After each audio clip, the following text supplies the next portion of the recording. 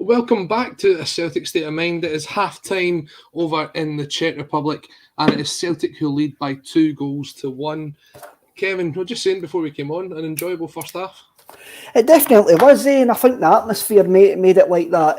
And I say to you just after we went off air, I mean, when you see the atmosphere and it's a big occasion for Baník Ostrava, and I thought we could have got a wee bit of a chasing just with the adrenaline, with their players wanting to impress what is a really, really impressive support. But I think we started the game off well. I think we went 1-0 down against the run of play, really. It was there apart from, we'll talk about Joe Hart's position and stuff like that, I'm sure, going forward. I thought, and I think we've controlled the game since then. The 2 goals that we've scored have been utterly cracking, great team goals. Mm-hmm. The Matt O'Reilly goal has got a bit of individual brilliance, but it's the teamwork before that. It's the fact that we've kept the ball for at least a minute or a couple of minutes just before that. That's been a really, really good workout for the lads. It's been a really good workout for the lads in that 45 minutes. I've probably got more out of that than what I expected. I haven't found it being boring at all. I found the Rapid Vienna game quite boring, but that hasn't been. I think it's just the atmosphere and the fact that I think we've upped our level to actually cope with what the crowd are actually giving us in that as well. But a decent first half, and I think there's a few positives that we can actually take, and the coaching staff will take out of that.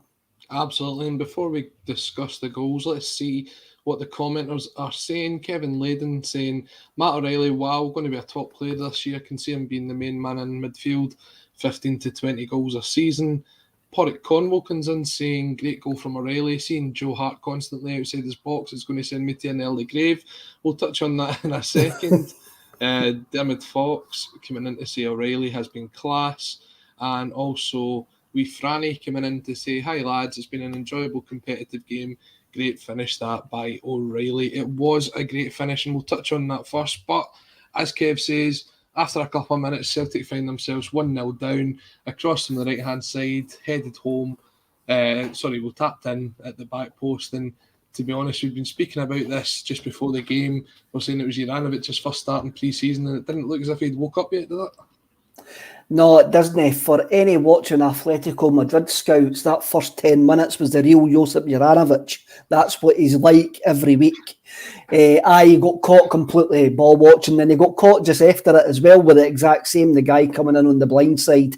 But that's to be expected. That is really to be expected for his first 45 minutes, for his first game back in a Celtic jersey. I think we could have done more to stop the cross going in, but nobody should really be scoring for a cross coming in for that deep. And it's on Josip Juranovic's shoulders, that goal. It really is. Joe Hart couldn't really have much today. Didn't have anything to do with that. But it's a ball in for deep. Your fullback should really be dealing with that.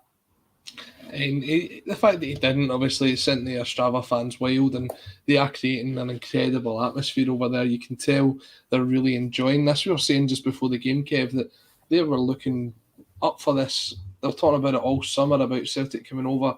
It's a big deal for them, and getting that early goal, you'd have thought, put them in control. But Celtic did well to build the momentum back and get themselves back into the game only 7 minutes later.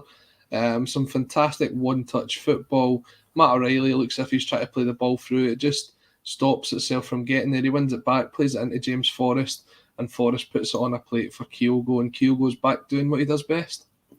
Definitely, and when the goal went in, it's the type of goal that Ange Postecoglou wants us to score, in behind the defence of the cutback. And James Forrest showed great awareness to actually play the ball back. Josip Juranovic showed great awareness as well to actually play the quick ball to Forrest. And O'Reilly had the right idea at the edge of the box, trying to play Forrest in as well. It's a nice finish by Kyogo as well. I didn't think he was offside just before that. The one that the flag went up that the keeper saved, I don't think he was offside. I think they've got a homer linesman there. But it's just good to actually see him. It's just good to actually see him back scoring the goals like that. As I says, that first 11 there, I think there's going to be numerous changes at half time there. Celtic TV were saying there was about 8 or 9 players out for a warm up about 5 minutes before the half. 5 minutes before the half finished there. So I think we're going to see a number of changes. But I think the lads that get taken off at half time can be very, very pleased with their 45 minutes, truthfully, because I think that's been a really, really decent workout. And I think we've upped a level a bit, especially for Saturday. But again, I think that's a lot to do with the atmosphere in the game and where we're actually playing and what we're actually playing.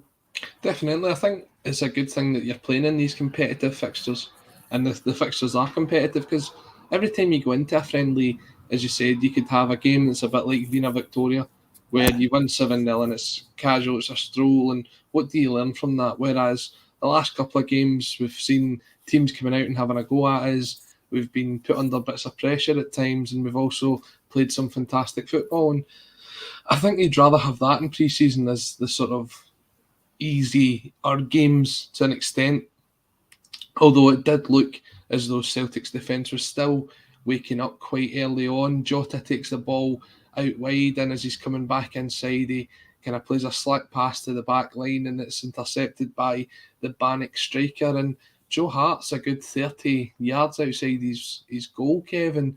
That was nearly a David Marshall from the Euros all over again. I know. I've noticed in the 3 pre-season games that Hearts played that he's been further out of his goal than what he even was last season. And I remember reading on Kerrydale Street when we were first linked with Ange Postecoglou, guys started watching the J League, and they were saying his goalkeeper's 35 yards for his goal all the time. That is going to be a disaster. It's going to be a disaster.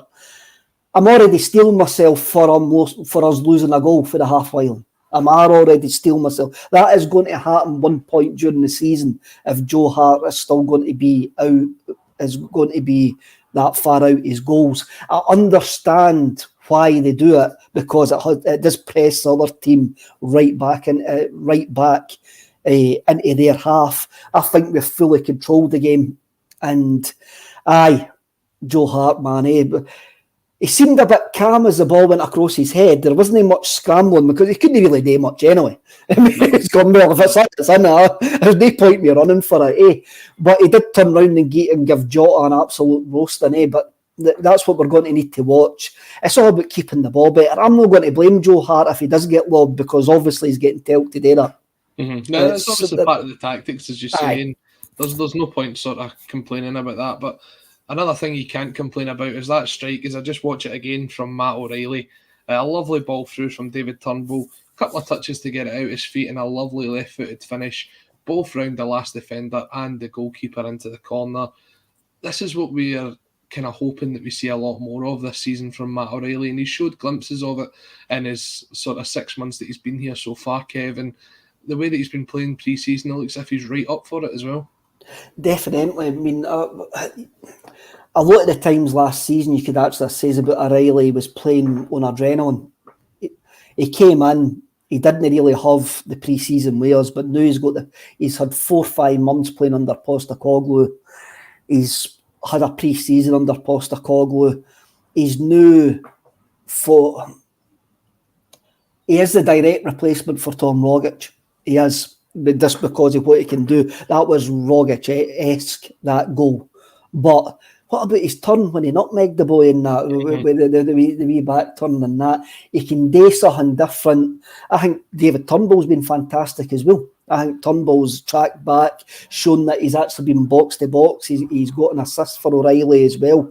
But O'Reilly's just got that wee special bit of difference in him. And he is a player. There will be guys, scouts in England, we're going, why did we not pick up this guy? How did they end up with us? And someone in the comments says that he was on Liverpool's radar, and you can see why. He is the kind of player that would suit that sort of Liverpool formation as well.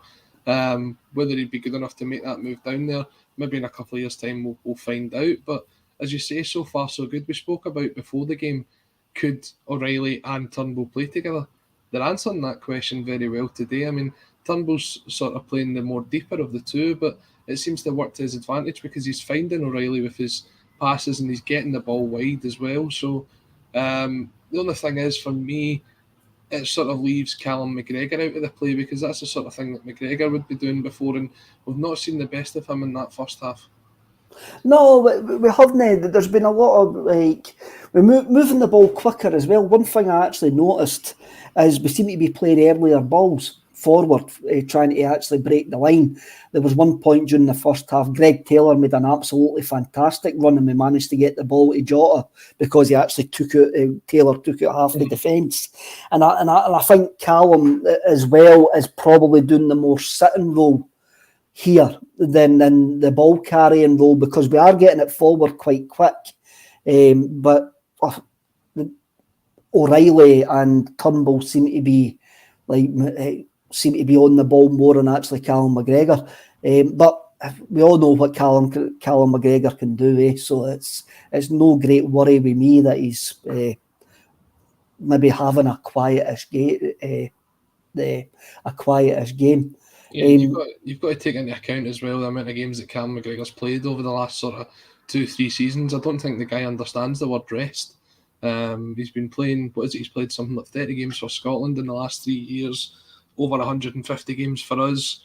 He just seems to keep churning out these performances. So I guess we can afford him an off game here and there. Brian McPherson coming in to say, good game so far, very good in possession and going forward, need to tighten that defence.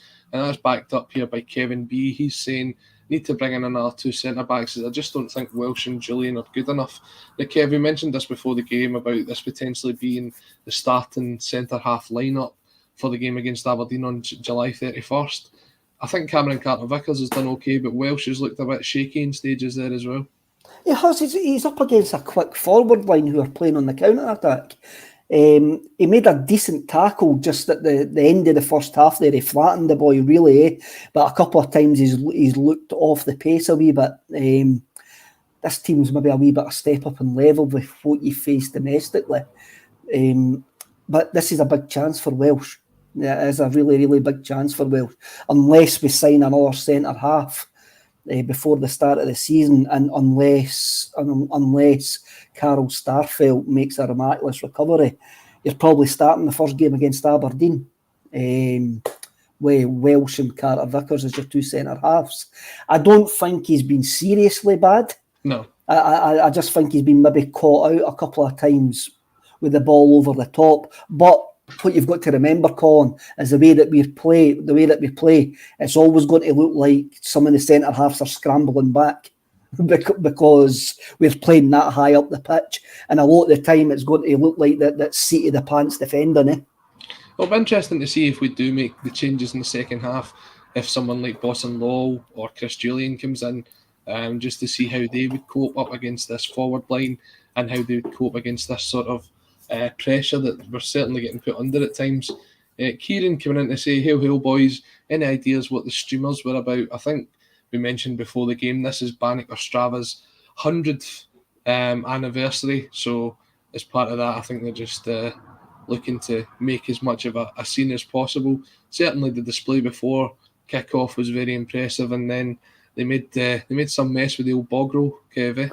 It was very, very impressive. I like a lot of fan action like that, and it was very coordinated. And I loved it. I loved the fact that the Celtic players were helping getting the toilet roll off as well. I mean, the cost of living, Colin, I can hardly afford toilet roll, and they're chucking it on the park, man. I'll need to see if that was single player, triple player, what it was. The teams are coming out for the second half. I'm just looking here to see if there's any changes. It does look as though Georgios Giacomakis will be coming on. I can see Leah Labada there as well. So a couple of changes, certainly for the boys. Once we get the full team confirmed, we will let you know. But yeah, what are you looking forward to in the second half then, Kev? Well, there is going to be a lot of changes in this second half. The game could turn out to be a bit of a mess in the second half.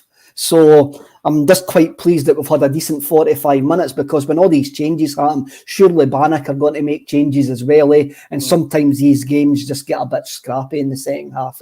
But I'm hoping to see maybe the same for Celtic. But again, with other changes coming on, I'm not holding out much hope.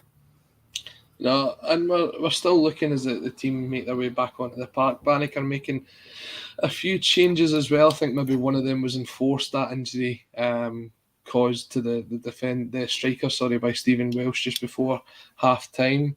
He is one of the players that is coming off. I think obviously we'll see quite a few players getting a run out. When we're looking at the squad that we've took to these games, Kev, you're obviously looking at it being the first team squad and a couple of the B team making the step up, and it's guys like that you're hoping sort of make the sort of impact. So far we've seen Boston Law came in, we've seen Rudy Vata's son, Rocco Vata, scoring in the first game. It'll be interesting to see if these guys get any sort of minutes just as the second half is about to kick off here. For me, Kev, a bit more of the same in the second half, a good tempo, and hopefully another couple of goals for the boys in green. Aye, hopefully we get another couple of goals and we get some more positives in the second 45 minutes. Yeah, definitely. So just as the teams are kicking off, it looks as if those are the only two changes. Georgios Giacomakis and Lil Abada coming on. I believe Kyogo and Forrest are the ones to make way, but we'll see the further changes probably throughout the second half. We'll be back at full time to give our analysis, and what will hopefully be another Celtic victory. Thank you very much for joining us, and all the best to the boys in the second half. Right, no problem. Cheers.